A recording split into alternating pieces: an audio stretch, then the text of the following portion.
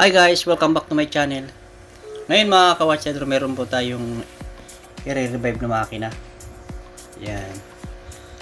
Bali ang ano po nito ay napasokan daw po ng tubig itong relong ito.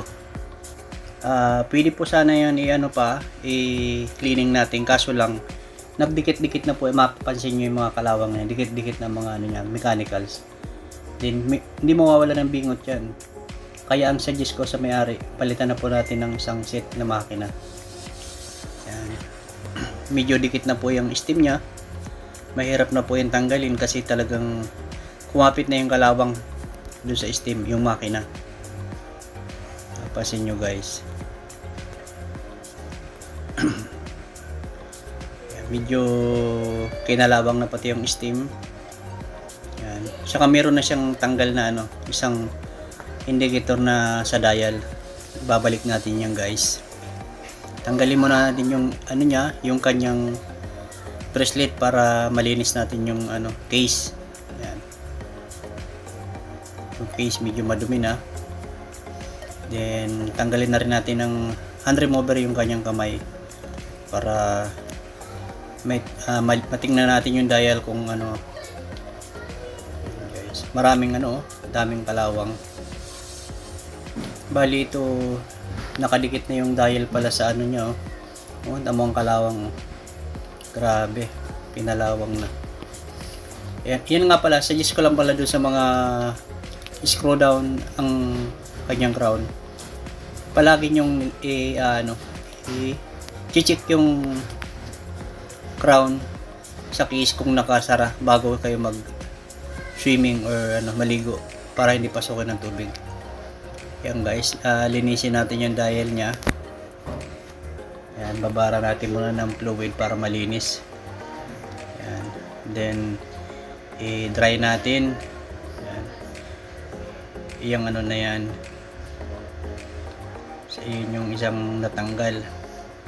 Then pagkatapos yan guys, mapatuyo natin yan. Linisin rin natin yung washer ng makina. Yan, plastic na yan. Para malinis naman, kasi pag hindi mo nilinis yan, ibinalik mo, yung mga alikabok niya pupunta sa step rotor ng makina na yung ipapalit mo. Then ayan na guys, yan ito po yung makina na 2030 Miyota. Kung ano po tinanggal natin, yun din ang i-replace nyo para yung kanyang kamay, then yung kanyang steam ay same, madali ulang po palitan. Bali ito nga po pala yung dial niya, may wala na siyang dial post. Yan. Lalagyan lang natin yan ng kunting rugby yung plastic ng gilid para dumikit. Yan. May kunting didikitan lang natin yan. Yan. Then balik natin guys yung yung indicator ng dial. Yan. Lagyan natin kunting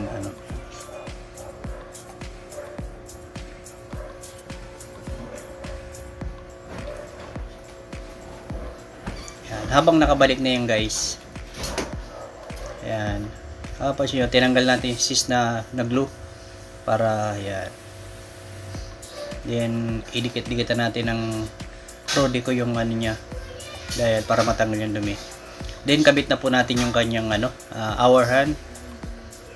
Ayan. Malinis na po yung kanyang kamay. Ayan. Kasi binabad natin yan sa ammonia para kumintab yung kamay. Yan, second hand, kabit na rin natin. Sinter natin. Bago natin i-push. Sa dalawang diin lang yan guys para then yung kanyang second. Yan. Kailangan nakasinter din yan, nakatapat doon sa yung yan, millimeter na yan.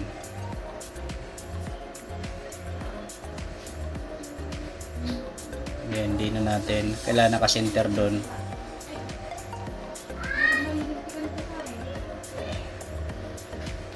Yan, tapos na po natin ilagay yung kanyang kamay, yung tatlo. Then ano po natin gagawin natin dyan ay test natin kung nakatapat talaga. Yan, okay naman po. Yan. Ano natin, ikabit na natin sa case nya. Lower muna natin para matanggal ang alikabok. Ganyan lang po kabilis magkabit ng yan, habang pinasok natin sa kanyang case. Yan. Lagyan natin ng silicone yung kanyang Then bago lagay natin yung steam. Yan. Then kahit yung niya, cover niya, lalagyan mo rin yung gasket ng silicone bago nyo itakip para sumariwa yung gasket. Yan. Palagi nyo pong lalak yung yung crown na yun pag yun screw down, kasi pag yun nagpasapo kayo ng kamay na hindi yun, papasok po doon ng tubig. Hindi gaya nung talagang wala siyang hindi siya naka-screw down, kasi yun may screw down, meron po yung spring yung crown para may didiin. Yan guys, magpapalit tayo dyan ng spring bar yung kanyang bracelet, kasi pudpud na yung dulo. Yan, madali lang po yan pagkara medyo isabaw, nakabaon talaga kaya kailangan palitan ng pudpud na yung dulo.